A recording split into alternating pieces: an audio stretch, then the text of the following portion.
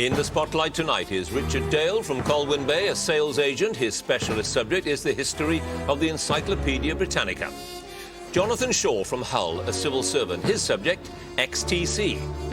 Susan Leng from Colchester, an administrative assistant, and her subject is the life and work of George Hudson. And Brian Dockerty from Portsmouth, a maths tutor whose subject is the history of the city of Moscow.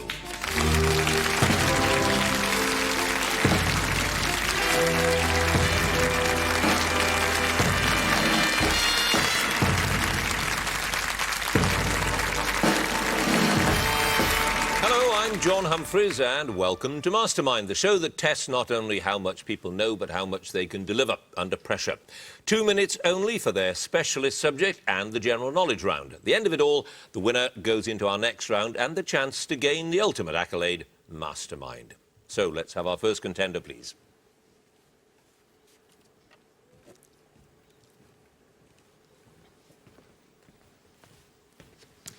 And your name is? Richard Dale. Your occupation? Sales agent. And your chosen subject? The history of the Encyclopaedia Britannica. 2 minutes, starting now. Which printer, later Secretary of the Society of Scottish Antiquaries, was the first editor of the Encyclopaedia? William Smellie. Yes. Which magician wrote the article on conjuring that appeared in the 13th edition of Britannica, published in 1926?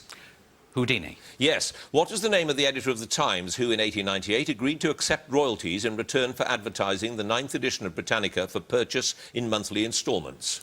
Moberly Bell. Yes. What name did Horace Hooper propose for the smaller page-sized Britannica that the mail order company Sears Roebuck would sell through its catalogue? The handy volume. Yes. In which year was the Encyclopaedia Britannica first published in a CD-ROM edition and also made available online? 1993.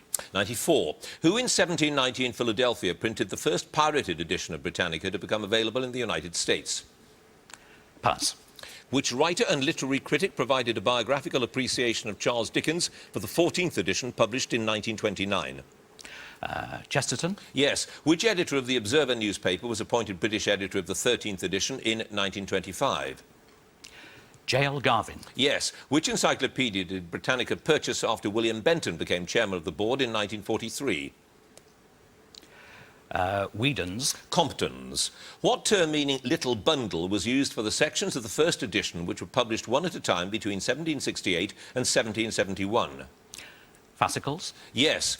Which edition that first included T.H. Huxley expounding Darwin's theory of evolution and Prince Pyotr Kropotkin on anarchism is sometimes called the Scholars' Edition? The 9th edition. Yes. When a revised version of the 15th edition was published in 1985, it consisted of how many volumes? 32. Yes. In the 13th edition, Albert Einstein contributed a challenging article about relativity with what title? Space-Time. Yes. The annual volume, the Book of the Year, was first issued in which year? Officially 1938. Yes. Which archaeologist... I started just, but I shall finish. Which archaeologist's pioneering efforts to decipher the Rosetta Stone first appeared under the Britannica imprint? Young. Thomas Young it was. You had the one pass. In 1790, it was Thomas Dobson who printed the pirate edition. You have scored, Richard Dale, 12 points.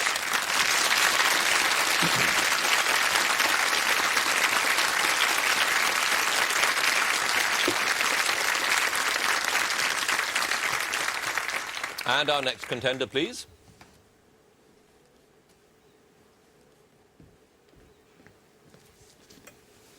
And your name is? Jonathan Shaw. Your occupation? Civil servant. And your chosen subject? XTC.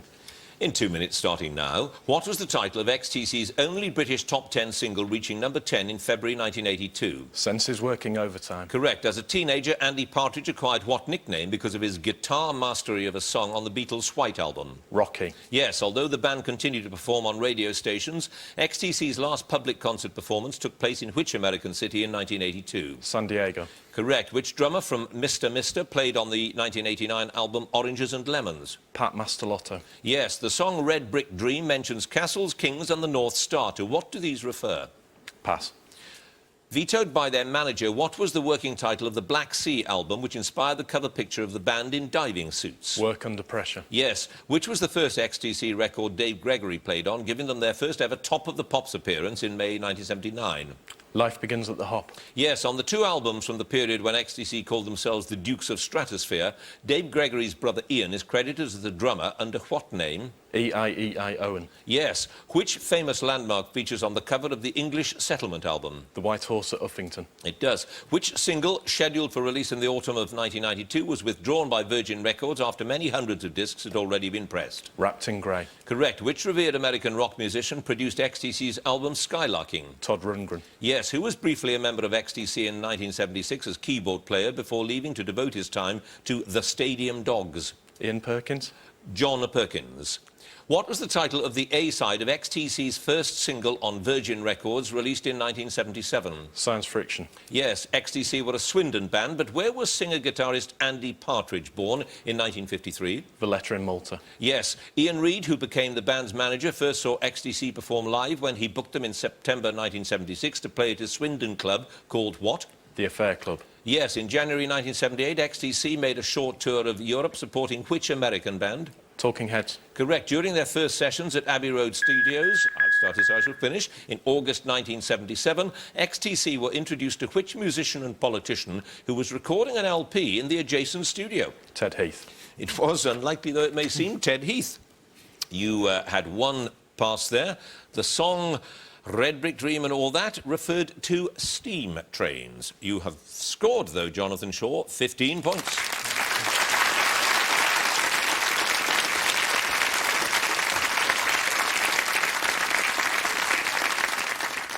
And our next contender, please.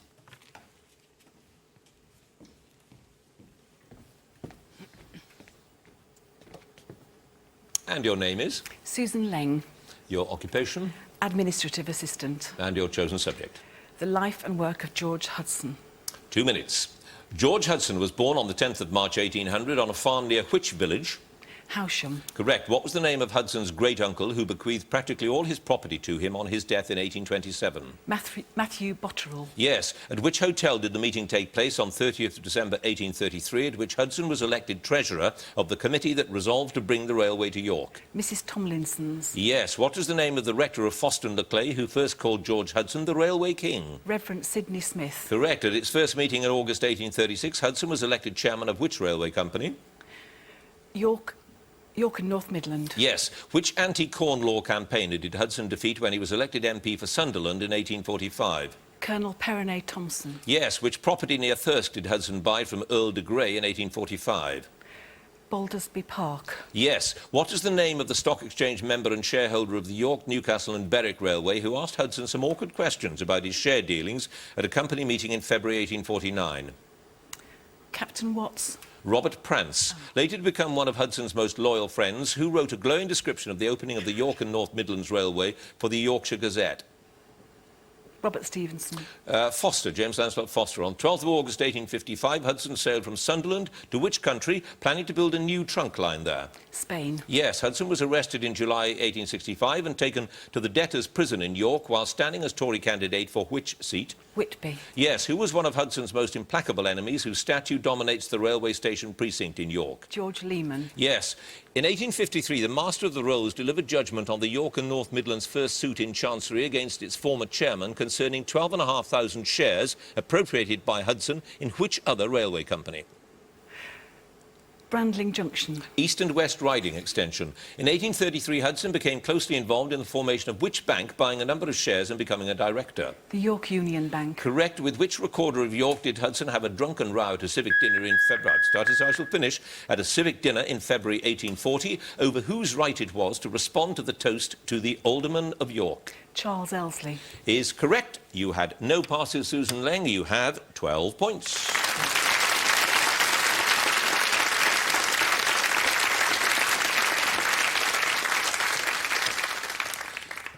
And our next contender, please. And your name is? Brian Dockerty. And your occupation? Maths tutor. And your chosen subject? History of the city of Moscow. In 2 minutes, starting now. Based on the first chronicled reference, which year is traditionally regarded as the date of the founding of Moscow? 1157. 1147. Also known as the Golden Horde, which invaders led by Batu Khan captured and burned Moscow in the mid-13th century? Mongols. Yes. What is the name of the television tower and studios where in October 1993 many lives were lost when rebels tried to occupy them? Ostankino. Correct. Prince Dmitry of Moscow, who inflicted a crushing defeat on the Mongols in 1380, acquired which nickname as a result of his victory? Donsky. Correct. During the reign of which Grand Prince of Moscow did work start under the supervision of Italian architects to enlarge the Kremlin, giving it brick walls of more than a mile in length? Ivan III. Correct. Similar in meaning to White City, what name was given to the area of Moscow that is now encompassed within the Bulvarno Koltso or Boulevard Ring? Belgorod. Correct. What was the Russian name of the German suburb, the largest of the foreign settlements that grew up in the city? Nemetskaya Sloboda. Correct. Running along the west wall of the Kremlin, the Alexandrovsky Gardens were laid out to a design by which architect on the orders of the Emperor Alexander I? Beauvais. Or Sip Beauvais. The previous two theatres having burnt down, the current Bolshoi Theatre was built in 1856 to whose design? Pass. What was the name of the hill on which Prince Yuri Dolgoruki ordered the building of the first Moscow Kremlin in 1156? Borovodskaya.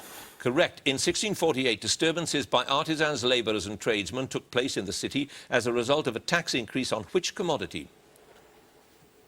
Pass. What was the name of the military force whose revolts and attacks on Moscow during the reign of Peter the Great were used in attempts by his sister Sophia to return to power? Streltsy. Correct. In 1755, on the initiative of which Russian poet, scientist and grammarian was Moscow University founded? Lomonosov. Correct. Built between 1890 and 1893 by what acronym of the so-called Upper Trading Rows now known? GUM. Correct. Moscow's status as the centre of the... I'll finish. Moscow's status as the centre of the Soviet government was ratified on 30th December 1922 at a meeting held in which building?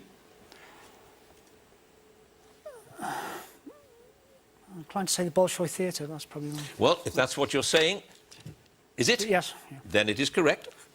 You had two passes. Salt was the commodity that was taxed, and nobody liked that. And the two theatres having burned down, the Bolshoi was built to the design of Albert Cavosh. Brian Dockerty, you had those two passes. You, too, have 12 points.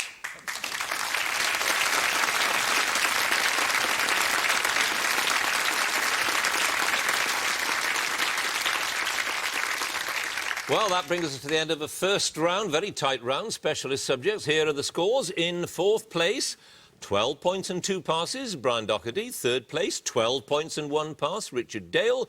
Second place, 12 points and no passes, Susan Leng. In the lead with 15 points, Jonathan Shaw.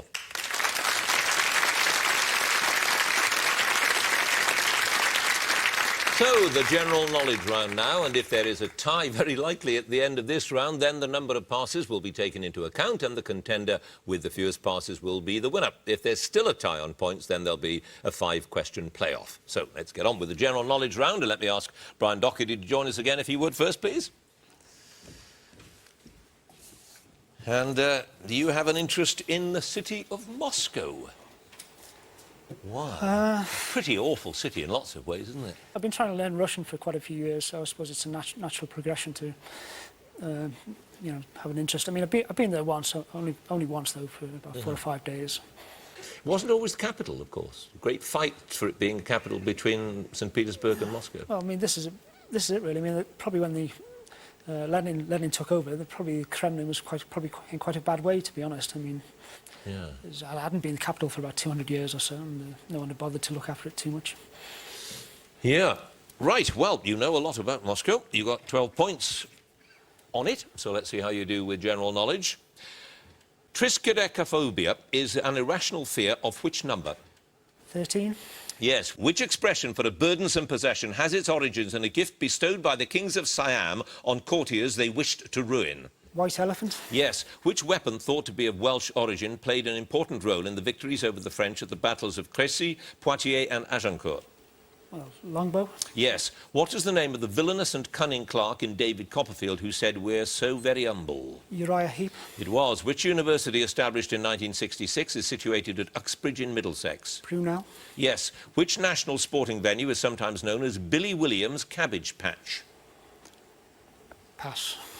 Replacing Montgomery, Alabama, which city became the capital of the Confederate States in May 1861? Richmond. Yes. Who, after the First World War, sought anonymity first as J.H. Ross and then later as T.E. Shaw? Lawrence of Arabia. Yes. In classical Greek mythology, Aeolus was the god of which natural phenomenon? Wind. Yes. Which former president and prime minister of Pakistan was hanged in 1979 on the charge of conspiracy to murder a political opponent? Bhutto. Correct. The phrase terra firma was used to describe that part of the Italian mainland governed by which city? Rome. Venice. Which science fiction writer was a radar instructor in the RAF during the Second World War before turning to writing? Brian Aldiss. Arthur C. Clarke. Which southern town's growth from a small agricultural settlement was largely due to the opening of the locomotive workshops of the Great Western Railway in 1843? Swindon. Yes, you were working as a waitress in a cocktail bar is the opening line of which #1 hit of the 80s? Pass. What term is used for the style of art and architecture current in Europe from the 10th century until the advent of the Gothic style? Romanesque. Yes. Which Austrian composer was accidentally shot and killed by an American soldier in 1945? Pass. And your time is up. That composer who was shot and killed accidentally was Webern, Anton von Webern. You were working as a waitress in a cocktail bar, the opening line of Don't You Want Me? And it's Twickenham that's sometimes known as Billy Williams' Cabbage Patch. You had those 3 passes, you had 12 points. You now have Brian Dockerty, 23 points.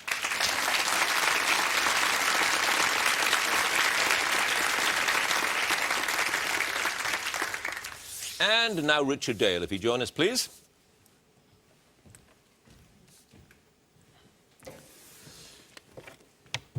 And you are a sales agent.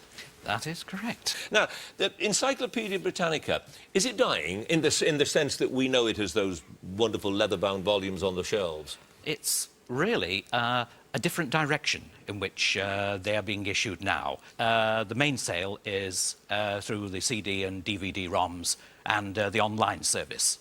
But there is still that small nucleus of people who like the book. So why, when you have Google and all the rest of it, would you need encyclopedias at all today? Well, put it the other way round. There is so much information that it needs compacting and organising. You can get a pretty fair idea of whole subjects of which one perhaps had no idea existed. You don't sell Encyclopaedia Britannica as well, do you? Once upon a time. But, of course, as you realise, there was then a rapid decline for the book version. Right, well, you had 12 points with Encyclopaedia Britannica. Let's see how you do with general knowledge.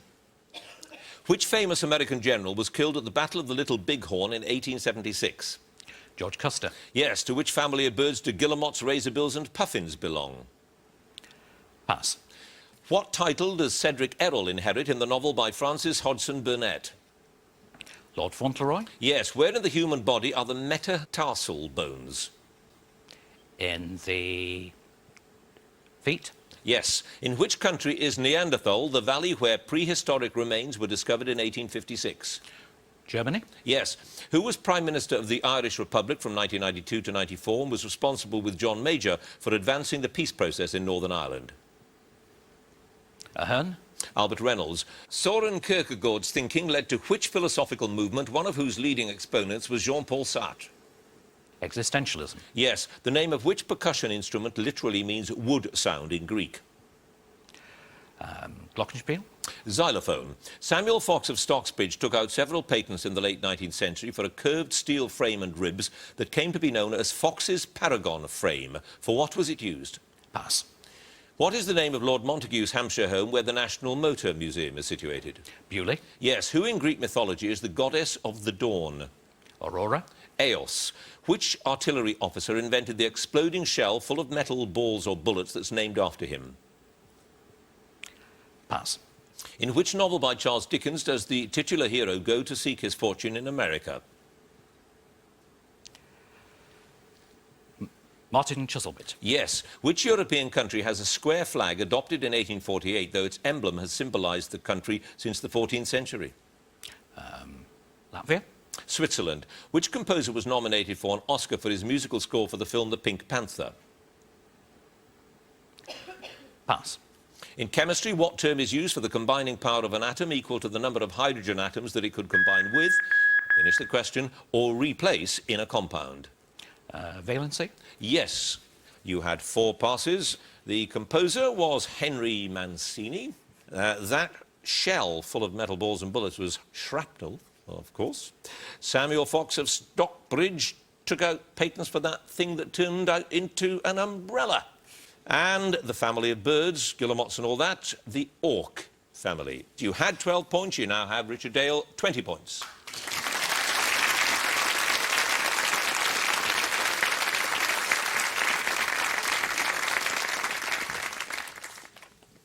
And now Susan Leng, please.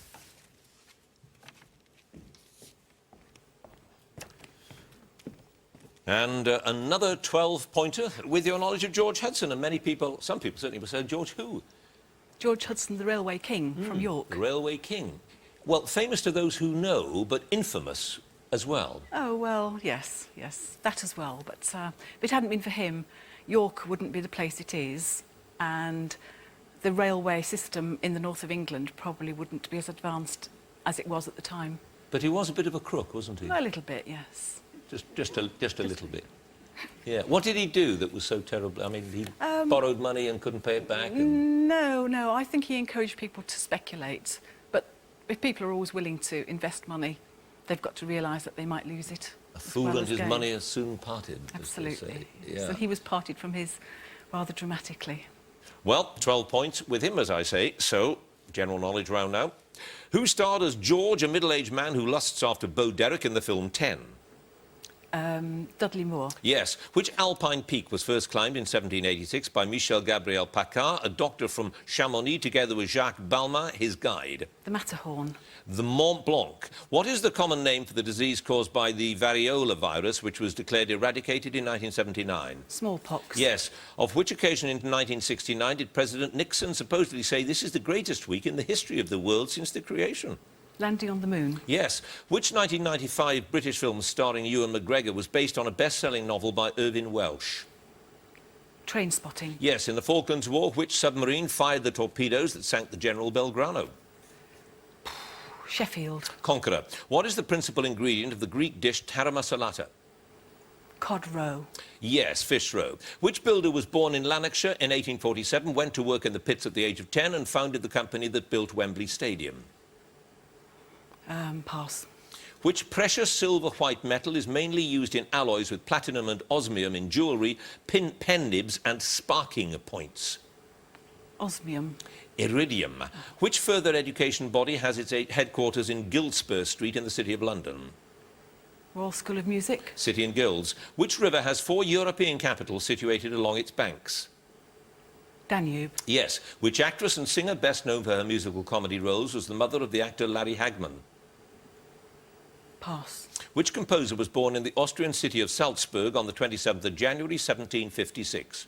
Mozart. Yes. In Alice's Adventure in Wonderland, which creature did the whiting ask to walk a little faster? Snail. Yes. Which small bird's call is said to sound like a little bit of bread and no cheese? Yellowhammer. Yes. The American 5-cent coin has what nickname? Joey.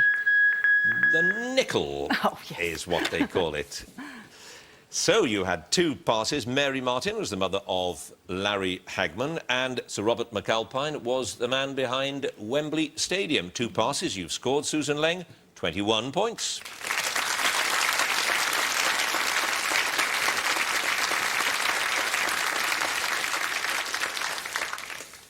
And now Jonathan Shaw, please.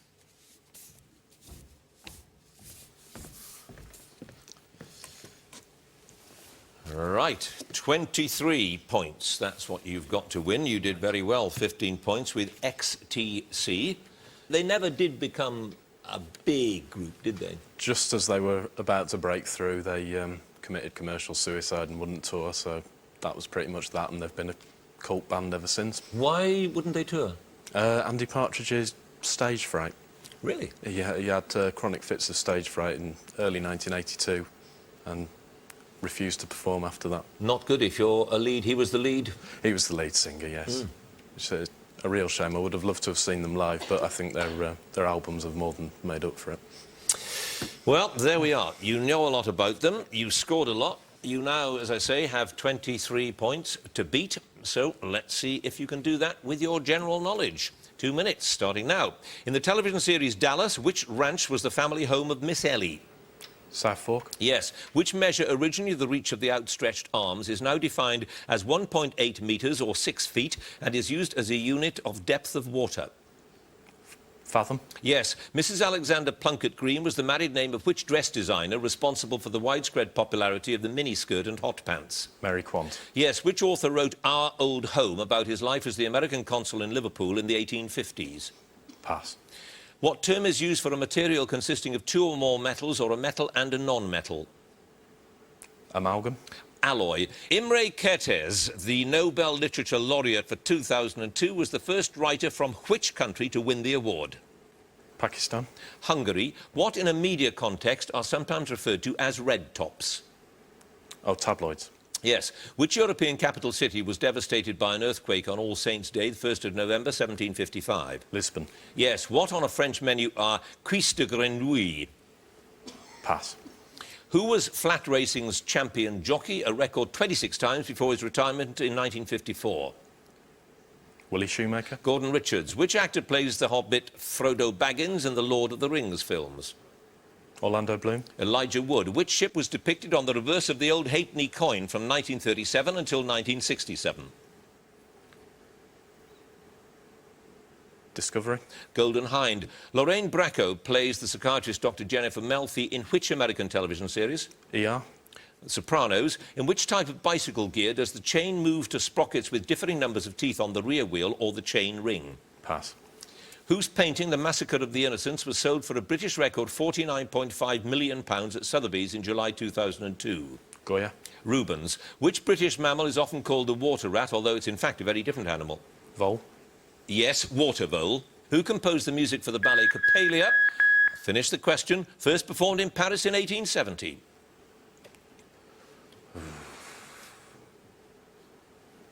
Sanson? Delibes. You had 3 passes. It's the derailleur gear on the bicycle that has that complicated setup. What you get when you have cuisses de grenouille is frog's legs, and it was Nathaniel Hawthorne who wrote Our Old Home. 3 passes. You have, after your 15 earlier points, a total of 21 points.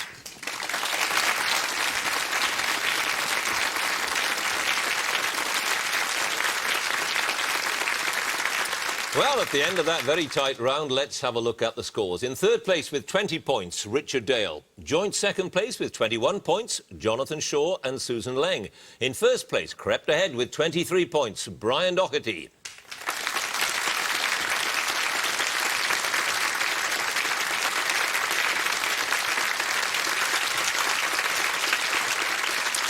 Which means, of course, that Brian Dockerty goes through to the next round and moves a step closer to becoming our Mastermind champion. Congratulations to him. Will you join us next time when we'll be starting the semi-finals? Thanks for watching. Goodbye.